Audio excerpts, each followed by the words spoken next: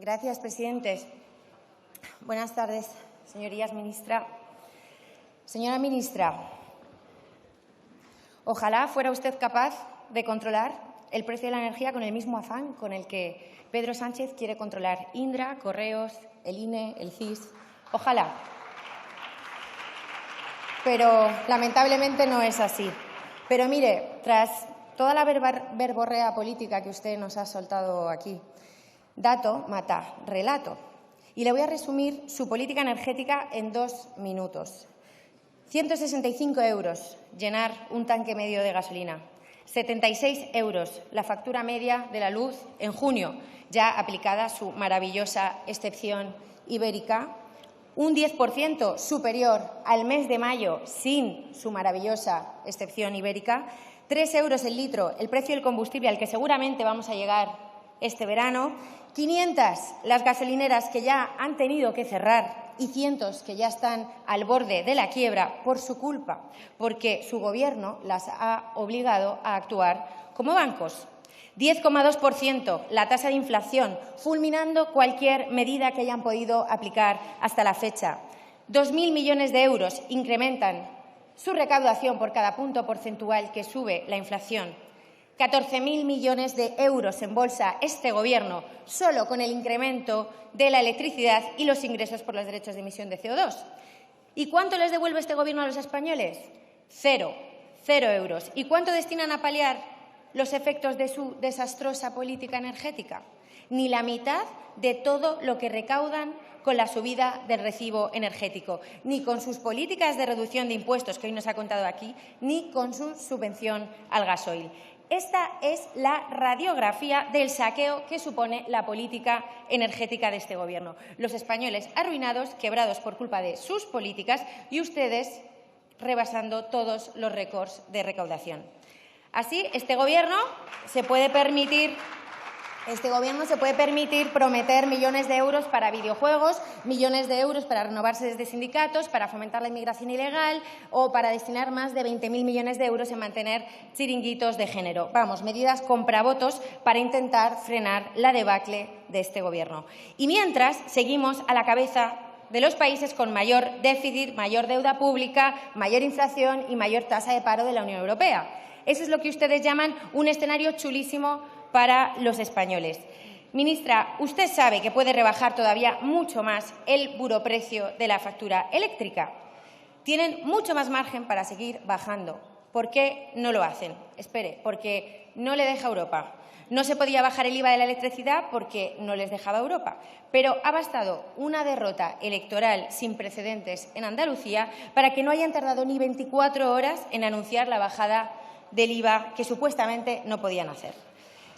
Y ahora pretenden aplicar medidas efectistas como subir los impuestos a las eléctricas cuando saben que esto no va a solucionar el problema de los millones de hogares y empresas que no pueden simplemente pagar su factura de la luz. Desde luego que las eléctricas deben arrimar el hombro y deben ser parte de la solución, por supuesto que sí. Incluso podemos debatir si esta medida puede ser más o menos justa, pero, señorías, ¿ataja el problema? ¿Se reduce la factura eléctrica a los españoles? No. ¿A quién beneficia esta medida?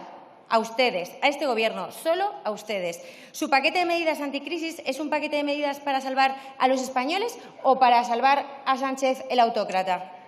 Señorías, la luz lleva descontrolada, como saben, desde hace más de un año, mucho antes de que Putin empezara a invadir Ucrania. La factura eléctrica empezó a copar titulares de prensa en plena borrasca Filomena. ¿Se acuerda, ministra? ¿Se acuerda del es un hecho coyuntural y temporal? ¿Lo recuerda? Mientras desde Vox le advertimos una y otra vez de los riesgos y de la que se nos venía encima con sus políticas ideológicas. Era enero de 2021 y desde entonces el precio no ha dejado de subir mientras este Gobierno miraba hacia otro lado. Vox quiere ser la voz del sentido común en esta Cámara y estamos en contra de sus políticas climáticas a las que denominamos, sí, fanatismo climático, porque solo un fanático es capaz de perjudicar a su país a toda costa, aplicando medidas en nombre de la supervivencia del planeta sin ninguna base coherente ni técnica. Y esto deberían escucharlo especialmente aquellos diputados, señorías, que se subieron ayer a esta tribuna ante la moción que presentamos desde mi grupo parlamentario y dieron de nuevo un mensaje falso y distorsionado de lo que Vox defiende. Porque, mire, en Vox tenemos la humildad suficiente para saber que no tenemos todas las respuestas al debate del cambio climático o al cambio de temperatura en el planeta. Pero ¿saben qué? Ustedes tampoco las tienen. Nosotros solo nos negamos a aceptar políticas incoherentes, políticas hipócritas y sectarias, que es muy diferente a lo que ustedes dijeron en esta tribuna ayer.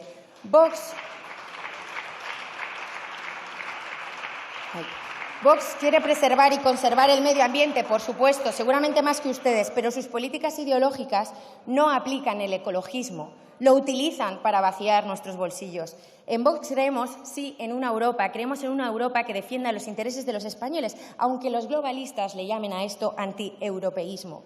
Y sí, somos críticos con cualquier política sectaria que vaya en contra de los intereses de los españoles. Tratamos de aplicar el sentido común y, por lo que vemos cada día en esta Cámara, solo queda Vox para denunciar la ausencia de este sentido en las políticas desquiciadas que aplica el Gobierno. Y si no, explíquenme hoy aquí qué criterio hay detrás de prohibir, investigar y explotar nuestros recursos para importarlos más caros de otros países.